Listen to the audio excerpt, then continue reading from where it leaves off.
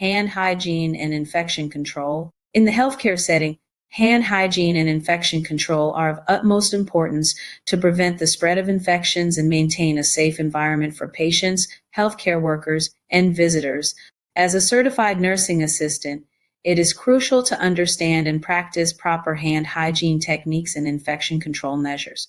This section will provide you with an overview of hand hygiene, the importance of infection control, and the steps involved in effective hand washing. The importance of hand hygiene and infection control. Hand hygiene is the single most effective way to prevent the transmission of infections. Healthcare-associated infections are a significant concern in healthcare facilities, and proper hand hygiene plays a vital role in reducing their occurrence. As a CNA, you will come into contact with patients, their bodily fluids, and contaminated surfaces regularly. By practicing good hand hygiene, you can protect yourself, your patients, and others from the spread of harmful microorganisms. Infection control measures go beyond hand hygiene and include various strategies to prevent the transmission of infections. These measures may include the use of personal protective equipment, PPE, proper handling and disposal of contaminated materials, environmental cleaning, and adherence to standard precautions. By following infection control protocols, CNAs can contribute to maintaining a safe and healthy environment for everyone involved in patient care. Hand hygiene techniques. Proper hand hygiene involves the use of soap and water or an alcohol-based hand sanitizer. The choice of hand hygiene method depends on the situation and the level of contamination. Here are the steps involved in effective hand washing. Wet your hands with clean, running water. Apply enough soap to cover all surfaces of your hands. Rub your hands together vigorously for at least 20 seconds, making sure to lather the backs and fronts of your hands, your individual fingers, wrists, cuticles, and under your nails. Rinse your hands thoroughly under running water. Pat dry your hands with a paper towel. Turn off the water faucet while using a paper towel to prevent recontaminating your hands. If using an alcohol-based hand sanitizer, apply a palmful of the product and rub your hands together until dry. It is important to note that hand sanitizers are not a substitute for hand washing with soap and water when hands are visibly dirty or contaminated with certain types of pathogens, such as Clostridium difficile. When to perform hand hygiene. As a CNA, you should perform hand hygiene in the following situations: before and after direct contact with a patient, including activities such as assisting with personal care and providing wound care. Before and after wearing gloves. Before and after handling any invasive devices, such as urinary catheters or intravenous lines. Before and after eating or preparing food. After using the restroom. After coughing, sneezing, or blowing your nose. After touching any potentially contaminated surfaces or objects. By adhering to these hand hygiene practices, you can minimize the risk of transmitting infections and promote the overall well-being of your patients. Additional infection control measures. In addition to hand hygiene, there are other infection control measures that nurse aides should be familiar with. Personal protective equipment, PPE. Depending on the situation, you may need to wear gloves, masks, gowns, or goggles to protect yourself and others from potential infections. It is essential to know when and how to properly use and dispose of PPE. Environmental cleaning. Regular cleaning and disinfection of patient care areas, equipment, and surfaces are crucial in preventing the spread of infections. Follow facility protocols for cleaning and disinfection procedures. Standard precautions. These are basic infection control practices that should be applied to all patients, regardless of their diagnosis.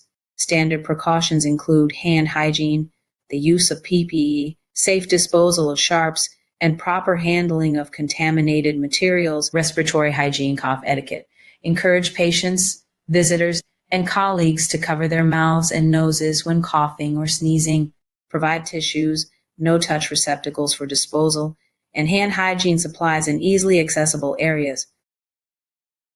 By understanding and implementing these infection control measures, CNAs can contribute to maintaining a safe and healthy environment for patients and healthcare workers alike. Remember, as a CNA, You play a crucial role in preventing the spread of infections by practicing proper hand hygiene and following infection control measures.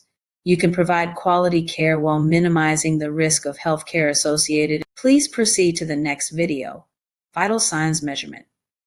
Vital signs are essential indicators of a patient's overall health and well-being. As a certified nursing assistant, it is crucial to accurately measure and record vital signs to assist the healthcare team in assessing a patient's condition. This section will provide an overview of the different vital signs and the proper techniques for measuring them. Temperature. Temperature is a vital sign that reflects the balance between heat production and heat loss in the body. It is measured using a thermometer and is recorded in degrees Fahrenheit or Celsius.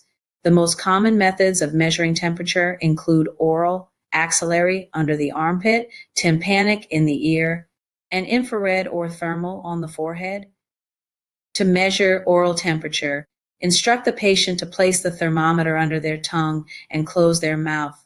Ensure that the thermometer remains in place for the recommended time, usually around 1 to 2 minutes. For axillary temperature, place the thermometer in the patient's armpit and hold their arm close to their body for accurate results. Tympanic and infrared thermometers provide quick and non-invasive measurements.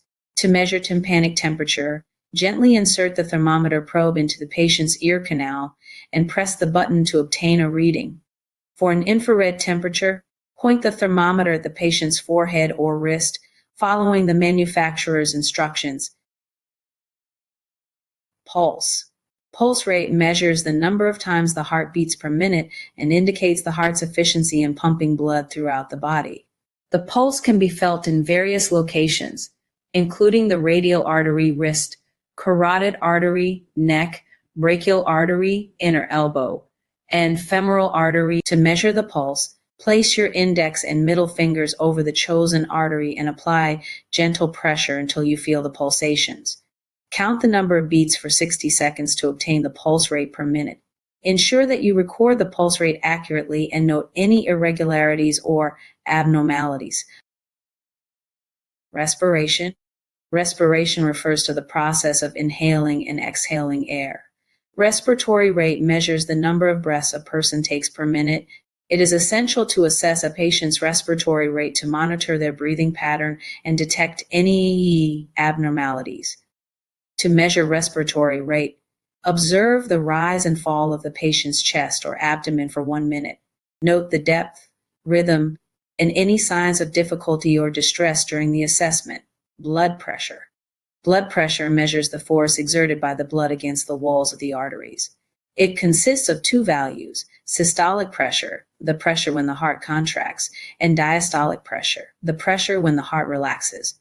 Blood pressure is recorded in millimeters of mercury. To measure blood pressure, you will need a sphygmomanometer, blood pressure cuff, and a stethoscope. Wrap the cuff around the patient's upper arm, ensuring a snug fit. Inflate the cuff until you no longer hear any sounds through the stethoscope. Slowly release the pressure while listening for the first sound, systolic pressure, and the disappearance of sound, diastolic pressure. It is crucial to follow the correct technique and use the appropriate cuff size for accurate blood pressure measurements. Record the blood pressure values and note any significant changes or abnormalities. Pain assessment. Although pain is subjective and varies from person to person, it is an essential vital sign to assess and manage. As a CNA, you will play a crucial role in monitoring and reporting any changes in a patient's pain level. To assess pain, use a pain scale that the patient can understand and communicate effectively. The most common pain scale is the numerical rating scale, where the patient rates their pain on a scale from 0 to 10, with 0 being no pain and 10 being the worst pain imaginable. Additionally, observe the patient's facial expressions, body language, and verbal cues to gather more information about their pain experience. Document the patient's pain level and any interventions provided to alleviate their discomfort. Regularly reassess the patient's pain to ensure appropriate pain management. Documentation and communication. Accurate documentation and effective communication are vital aspects of measuring and recording vital signs. As a CNA, You will be responsible for documenting the vital signs accurately and reporting any significant changes to the healthcare team. When documenting vital signs, ensure that you record the values, the date and time of measurement, and any relevant observations or abnormalities. Use clear and concise language, avoiding abbreviations or jargon that may lead to misinterpretation. Communication is essential when reporting vital signs to the healthcare team. Provide a clear and concise handover, highlighting any significant changes or concerns. Remember to respect patient confidentiality and only share information with authorized individuals. By mastering the techniques for measuring vital signs and understanding their significance, you will contribute to the overall care and well-being of your patients as a CNA. Regular practice and ongoing education will enhance your skills in accurately assessing and documenting vital signs. Please proceed to the next video. Assisting with activities of daily living. Assisting with activities of daily living is a fundamental aspect of a certified nursing assistant's role. Activities of daily living are the basic self-care tasks that individuals perform on a daily basis to maintain their health and well-being. As a CNA, you will be responsible for helping patients with activities of daily living when they are unable to do so independently. This section will cover the various activities of daily living that CNAs assist with and provide guidance on how to effectively support patients in these tasks. Bathing and hygiene. Bathing and maintaining personal hygiene are essential for a person's physical and emotional well-being. As a CNA, you will assist patients with bathing, which includes tasks such as washing their body, hair, and oral care. It is important to approach bathing with sensitivity and respect for the patient's privacy. Always ensure that the water temperature is comfortable and maintain a safe environment to prevent accidents. When assisting with bathing, follow these guidelines. Gather all necessary supplies before starting the bath. Respect the patient's privacy and use appropriate draping techniques. Use gentle and thorough techniques to clean the patient's body, ensuring to clean all skin folds and hard-to-reach areas. Pay attention to the patient's skin condition and report any abnormalities or concerns to the nurse. Assist with hair washing and grooming, ensuring to use appropriate products and techniques for the patient's hair type. Provide oral care by assisting the patient with brushing their teeth or dentures, as well as cleaning their mouth and tongue. Dressing and grooming. Assisting patients with dressing and grooming helps them maintain their personal appearance and promotes their self-esteem. It is important to involve the patient in the process as much as possible, allowing them to make choices and maintain their independence. When assisting with dressing and grooming, follow these guidelines. Respect the patient's preferences and cultural considerations when selecting clothing. Assist the patient in choosing appropriate clothing for the weather and their comfort. Help the patient with putting on and taking off clothing, considering any physical limitations they may have. Encourage the patient to participate in grooming activities such as brushing their hair, shaving, and applying makeup if desired. Ensure that the patient's clothing is clean, well-fitting, and free from any safety hazards such as loose buttons or frayed fabric. Toileting and incontinence care. Assisting patients with toileting and incontinence care is a sensitive and important aspect of a CNA's role. It involves helping patients maintain their dignity and comfort while managing their elimination needs. When assisting with toileting and incontinence care, follow these guidelines. Respond promptly to the patient's request for assistance with toileting. Assist the patient in using the toilet or providing them with a bedpan or commode chair if necessary. Maintain a clean and hygienic environment by ensuring that the bathroom or bedside commode is clean and well stocked with supplies. Assist with cleaning the patient after toileting, ensuring proper hygiene and using gentle techniques. If the patient is incontinent, provide regular checks and change their undergarments or incontinence products as needed. Monitor and report any changes in the patient's urinary or bowel habits to the nurse. Feeding and nutrition. Proper nutrition is vital for maintaining a patient's health and well-being. As a CNA, you will assist patients with their meals and ensure they receive adequate nutrition. When assisting with feeding and nutrition, follow these guidelines. Follow the patient's prescribed diet plan and any specific dietary restrictions. Assist the patient with meal preparation. including cutting food into manageable pieces and ensuring appropriate food temperatures. Encourage the patient to eat independently as much as possible, providing assistance when needed. Monitor the patient's food and fluid intake, documenting any changes or concerns. Observe for any signs of difficulty swallowing or choking and report them to the nurse immediately. Provide emotional support and a pleasant dining experience for the patient, engaging in conversation and ensuring a comfortable environment. Mobility and transfers. Assisting patients with mobility and transfers is crucial for maintaining their independence and preventing complications such as falls or pressure ulcers. When assisting with mobility and transfers, follow these guidelines. Assess the patient's mobility level and use appropriate assistive devices such as walkers, canes, or wheelchairs as needed. Follow proper body mechanics and use safe lifting techniques to prevent injury to yourself and the patient. Communicate clearly with the patient, explaining the transfer process and ensuring their cooperation. Provide support and stability to the patient during transfers, ensuring their safety and comfort. Encourage the patient to participate in exercises and activities that promote mobility and strength. Regularly assess the patient's skin for any signs of pressure ulcers or skin breakdown, reporting any concerns to the nurse.